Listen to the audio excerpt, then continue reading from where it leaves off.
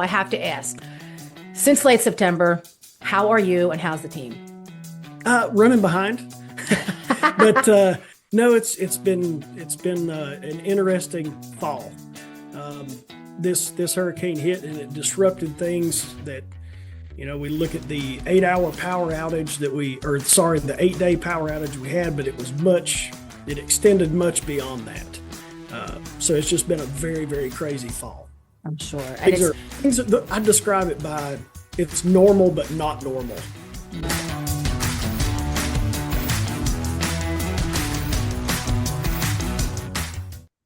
Hey, MMT followers, Christina Fuges with MoldMaking Technology back for another MMT chat. Today, my guest is Gabe English, who is the owner of Western Carolina Tool and Mold. And yes, they are a mold builder located in North Carolina where Helene hit in late September.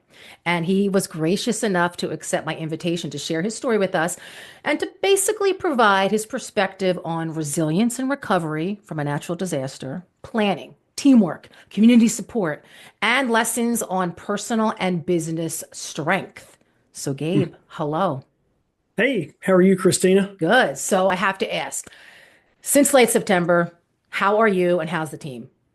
Running behind, but no, it's been an interesting fall. This hurricane hit and it disrupted things that we look at the 8 hour power outage the 8 day power outage we had, but it extended much beyond that. So it's just been a very, very crazy fall. I'm sure. And Things it's are things are, I describe it by it's normal but not normal, if mm, that makes any sense. no, well, almost because things you have to force yourself to get back to normal, but it doesn't feel normal. I'm That's right. assuming that's what you mean. So, That's and right. it's been 3 months.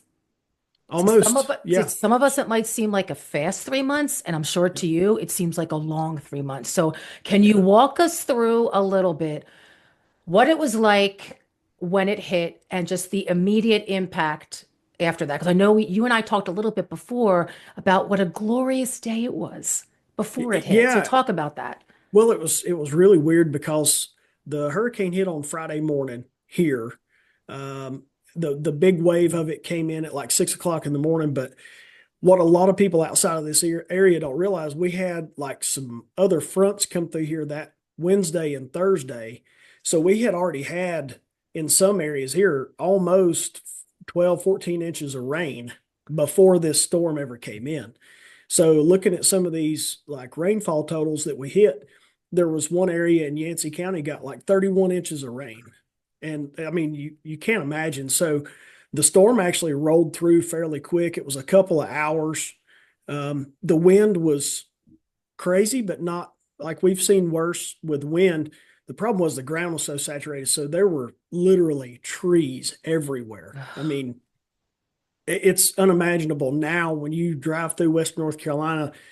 These contractors are taking this uh, brush or trees or whatever and piling them into these piles. And these piles are 30, 40 feet high, like 300, 400 yards long, 100 yards wide. It was incredible. So, it was a really surreal moment when the storm ended. I live about 5 miles from the shop. So my wife and I drove down to the shop and everything luckily was okay. And about a mile down the main highway here is a like a small river, Mills River, Okay. which is the name of our community. We got down there and it looked like a lake, and it was surreal because I looked at Holly and was like, "We're trapped. I mean, there's no way out of Mills River. We're stuck." Um, it was very, very frightening at that I'm point. sure. And I know you said to me too, one of your immediate thoughts, though, which sums you up personally also was, what can I do for someone else now? Right? Yeah, You've well, kind of flipped it to get things moving. yeah. Well, to be exact, my first thought was on where's my mother, where my family, my friends, is everybody okay? And unfortunately, we had no cell signal. So Hmm. if this storm, if it could have went wrong, it went wrong. There was no cell signal. There was no internet. There was no power.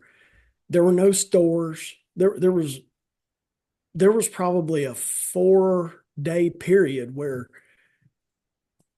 there was nothing. I Yeah, mean, I've never seen anything like this, nor I hope I ever see anything like this again. it's Yeah. crazy. What So would you yeah, go ahead? Go ahead. no, no, no. I think at that point there was nothing else to do, right? Mm, You can't work. You The only thing that you can do at that point is make sure everybody else around you is okay. yeah, it makes sense. I'm Yeah. sure. And that's what ends up rebuilding things, people taking care of each other. Looking Yeah. back, what would you say were a few of the biggest challenges you faced in just getting, let's talk about the business, getting operations back up and running? And then how did you and the team handle those moments? Yeah. So, well, first of all, getting in touch with all my guys. There's 20 of us, around 20 employees total here. So getting all those people accounted for was tough with the lack of communication.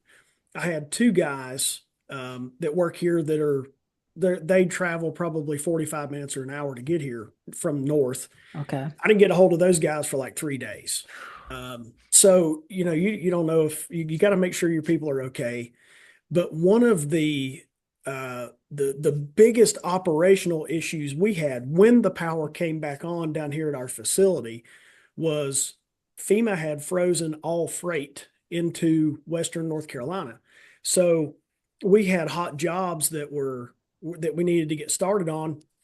And to be honest with you, it was like walking into this company on the first day because you're like, I have no idea where my stuff is. So just a, the day one was, okay, I have steel that I've ordered, a large order for a job I needed to get started. Where is it? So I started calling. Well, it was frozen in Knoxville, Tennessee at a FedEx freight terminal. So normally from here to Knoxville, a round trip would be 3.5 hours, 4 hours. Okay. To make a real long story short, it took 13 hours to drive up there and back to get my freight. When I got back, I realized that I had heat treat that was coming in for a job that was needing to be worked on. It was frozen in Morristown, Tennessee. So it took 8 hours of begging to get my freight set out on my freight carrier's dock where I could go pick it up. And I got the go ahead to come get it at like 6 o'clock on a Saturday night. So that was another 10, 11 hour trip at 6 o'clock at night. Um, you're going through areas that are for local traffic only. Uh, Looking at the destruction going through there. I mean, I guess you have to want it really bad. Like Yeah. you got two options. You can sit around and say, Yeah. I have no choice. This is what it is, but that was not acceptable to me for my customers. I couldn't give them the greatest answer, right? Because we were in a mess. Right. And But actually, it, to go but get it, that steel, that your situation was dangerous and depressing at the same yeah, time. You're trying to yeah, keep things moving, right? yep, yep, yep. So it was a real dilemma. Now, obviously when the power's off with a facility like this, a lot of our older EDM equipment, um, when the power came back on, we had so much widespread damage here that they were turning the power off and turning it back on. So the Um, night before the storm rolled in, I came in and shut the plant down, like killed all the breakers at the panels. So I was prepared. okay. What I wasn't prepared for was the power came back on, we powered everything up, and then the power interruptions were nonstop for 4 or 5 days. So I lost a heat pump. I lost $20,000 worth of boards and Oh, repairs on a wire machine. wow. There was another $20,000 in another couple of sinkers, and it was an ordeal. Now, I was very fortunate because that's power surge. I can claim that on my liability insurance, right? Mm, Their businesses here, and this is what's eye opening, they were flooded in areas that they're not in floodplains. We've never seen water hit yeah. areas. They didn't have that option. These people they're out of everything, and there's nothing anybody can do. What the contact process for them with FEMA here was okay, I've lost my business. Here it is. And this is personal experience with a very close customer of mine, literally lost everything. And FEMA's offering him a 8% business loan. Oh my When you're gosh. standing there looking at your business that's totally gone, there's nothing to look at. How do you pay a loan payment next month? So we were very fortunate here. And I want to be very clear about that. Western Carolina Tool and Mold, we made it out way better than most people in this area, right? Yeah. I hear you. I hear you about that because I know from talking to you, there's still a need out there for that people need help. So what did that tell you? What did you learn about resilience and just the importance of community and charity and relationships? Because I know you want to talk to a little bit about MSI, right? And Yeah, your yeah, friend at the freight place too, right? yeah. Relationships. Yeah, right. So I probably drive a lot of my employees crazy because I tell them all the time, don't send an email. Pick up the phone, call them, talk to them. You can send an email, but follow it up. It's important to have these relationships and be kind to people. Be there because you'll need them one day. Yeah. And so it was really really interesting. The Monday after the storm, Dan Beatles with MSI called like right off the bat, and we happened to get service. You could get phone signal for 20 minutes or so, and then it would be gone for hours. I got a call in from Dan, and he said, Gabe, Kyle asked me to call. What do you need? Anything you need. If you guys need to come down and use our shop at night, whatever it is, let me know. And I said, well, actually, I've got freight from a courier they've been trying to deliver. They were pounding me all weekend long Wow. trying to deliver freight. And he said, I got it. And I think it was so impressive to me because he didn't just say, yeah, call him and send it down here. He said, give me the phone number. I'll call the guy and take care of it. I literally did nothing. I got a Wow. text message like 4 days later, and I'm sure it was from that afternoon that said, hey, I've got your mold down here. Come get it whenever you're ready. That's what friends are for, right? Yep. You got it. Uh, that's what it's about. Hmm. What Yep. goes around comes around. And Yep. that Yep. only happens if you have relationships. Right. What about Right. the freight guy, your friend that you knew from years ago, right? Who helped Yeah, you? well, yeah, that was the one for so I'll throw him a plug out there. We use Old Dominion, and the guy that's over the Asheville facility here is a personal friend. And had it not been for my relationship with Craig, I don't know that I could have got my heat treat. And Hmm. and the like it wasn't, we'll send your heat treat up there in a couple of days, or this will sort out in a couple of days. This freight was suspended indefinitely. Like, Craig, when do you think it'll come? He said, I, I don't know. I can't tell you that. We don't know. So even now, I-26 between Asheville and Morristown is roughly 100 miles. Okay. And so you've got the main facility here in Asheville, the hub for Old Dominion. Then they've got that hub in Morristown. That's about a 100-mile trip. The trip they're having to take now is all the way down to roughly Statesville, Greensboro, north on I-77 into Virginia, and then back down to 81. So they've turned a 100-mile trip into a almost 500-mile trip. Wow. And they're still doing that today. Yeah, we don't. I think 2 weeks ago they got one side of I-26 open up there. I-40 going into Knoxville. I think they're trying to get it open by January, February. The last I looked, it was like February, but it's totally closed. Whoa. Now I know Yeah. you say there is no real way to prepare for anything like this, but there has to be something that you wish that you had or you're going to Yeah. get in case this happens again. What is that? Oh yeah. Well, so the advice of things that I did have in place, Yeah. it's very important to have some cash reserves. Um, and not necessarily in cash. We have a money market here that how I personally handle it is when we get a certain amount, we dump it into that, and that's our mad money, rainy day Okay. fund, so to speak, but which came true, right? It Yeah. really was a rainy day fund. I think that's important. Um, I think that having a line of credit. you never know how long this is going to last and when you may need that. And I've had a line of credit for 5 years Okay. that I've never used. And when I was sitting here a couple days in, even though we didn't have to use it, I was like, there's some people out there that's the only insurance they had. I mean, obviously you got to pay it back, but if you've got to, you've got to. Yeah. Obviously, Starlink. Yeah. If we'd have had Starlink here, at least I could have communicated with people outside of this area, which we did, I think, about a week in. I'm sure a lot of people have heard some stories about Trump and Elon Musk. They brought like 70 units. That's Yeah. true. They brought 70 Starlinks in. Here in Mills River, they set up a Starlink unit probably a week after the storm at the fire department. So you could at least roll through the fire department and get some signal and do what you needed to do. So that would be my three biggest pieces of advice. The line of credit and the cash reserves is important because in my case, even if you have liability insurance, I made those claims on those repairs 2.5 months ago. I've gotten Mm. one check from my insurance company. We're still waiting on 3 or 4 more checks. Obviously, we have a business interruption in with ours. Holly and I were able to cover payroll for our guys while Okay. the shop was closed. Hopefully that will come back with our Hmm. business interruption insurance. Okay. If it doesn't, it doesn't. It's okay. But that's the importance of having those cash reserves so that you can do things and make sure not only can you take care of yourself, but I have 18 families that are Yeah. relying on us. They Yeah. needed that.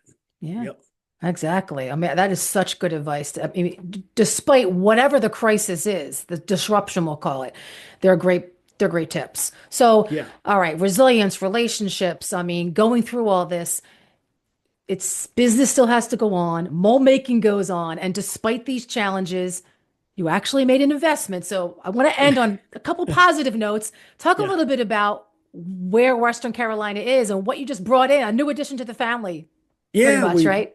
Yeah, exactly. Yeah. We just last week received Makino D200Z 5 axis. Very, very excited. It's our first 5 axis machine. We're Yay. growing.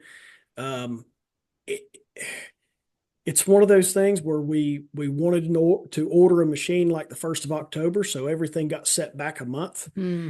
And with everything that's going on, I think there were times that I've thought, why am I doing this now? At the end of the day, we don't have time. We've got to grow. We've got to get this equipment. So yeah, life has to go on. Yeah. And you got Yep. to, yeah, continue to grow. All right. So last but not least, but most importantly, Yep. I know you want to share with people, anybody watching and listening, everybody down there still needs help. And there are ways to help, to provide resources, to provide money, Right. support. So tell me about the two organizations that you suggest that people can reach out to. Yeah. So here locally, we witnessed this last week. If you drive into these mountain communities like Yancey County and Burnsville, there are people living in tents right now. And, a lot of people think, oh, you're in the South, it's warm. It was 17 degrees last night. Yeah. We had Oh, snow last week. So it's tough. The two, I would be very careful. There's a lot of people, and there are some great people out there. They've taken it upon themselves to do GoFundMe's and things like that. yes. I would be very cautious. Um, a lot of them, it is getting there. There are a lot of great people. The two recommendations that I can speak to that are fully vetted, the 100% of their money goes back to this, is first of all, the Baptist on Mission. They have committed to rebuilding like 1,065 homes in Western North Carolina. When they build back, they don't, like, these people get LVP flooring. I mean, they build these homes back better than what they had sometimes before. They're a Wow. great organization. It's wonderful. Um, those were the guys back during Katrina when George Bush was flying around New Orleans and said, "What are all those people with the yellow shirts?" Those are the yellow shirt guys. Got it. The yellow And shirt then, guys. Wonderful. yeah, and then obviously Samaritan's Purse. Um, I have a customer who said, pardon me, had it not been for them, for a week and a half, they wouldn't have eaten or had water. So Wow. the they were flying in with helicopters, dropping food and supplies. So great, great Wow. organization. Yeah, Wow. Okay, yeah, that says it all. That says it all. We have to help each other. So yeah, Samaritan's Purse, Baptist on Mission, I'll provide those links and we'll yeah, spread this out to know that yeah. there's still a need and we have to Yes, look out for each other. There's still a need. that's right. Since the biggest need right now is money. People have sent water and supplies, Yep. and honestly, it's been that side of it has been overwhelming. Okay. We have a lot of that stuff we need that is sitting in storage and not being used. The problem people have now, they need their homes back. That Yeah. takes money and funds. Yeah. These people will get it where it needs to go. Got it. All right. And prayers. We have to ask for everybody's prayers to Absolutely. keep everybody safe, especially Yep. during this time of the year, because you're Yep. right about the South. There's a lot of things people will assume that it's not going to be as bad. And just what you said about the weather, Yep. we don't know because we're not there. So Right. everybody just be there for each other. Keep them in your prayers. Gabe, thank you so much for sharing your story. Let's check in regularly and Yep. also keep me posted on that Makino because I smell that eventually there's going to be a case study there that we can talk about.